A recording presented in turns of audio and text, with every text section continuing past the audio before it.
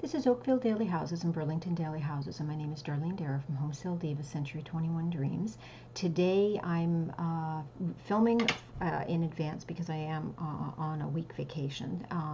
And today the filming will be for August 26th, and we're going to be talking about you are still responsible. What does that mean?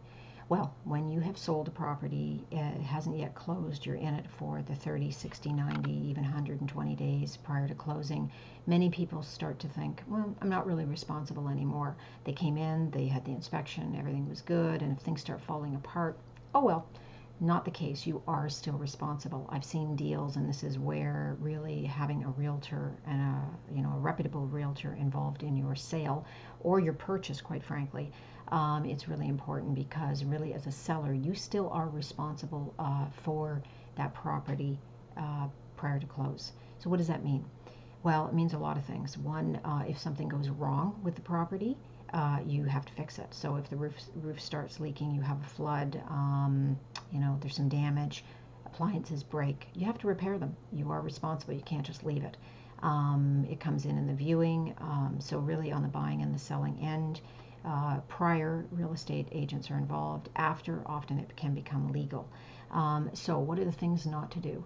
Well, there's a few things. One, make sure that everything is up to date and kept in good working order. If something does break, don't hide it. Really, it is a real problem.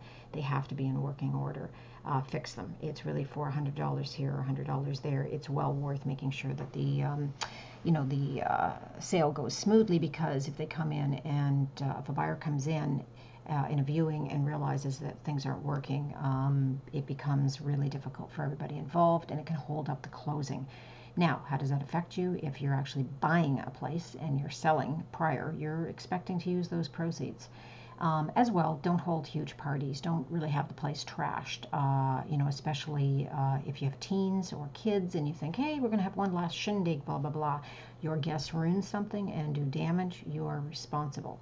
So although it may seem great to have that last shindig in the house, do it with a lot of caution, and I would quite frankly advise not to do it at all. I've seen buyers and sellers fighting at the last minute over everything from something in the garden broken to damages of pools and hot tubs or covers. I've seen scrapes on floors or walls or big dents taken out, etc. So again, you are responsible.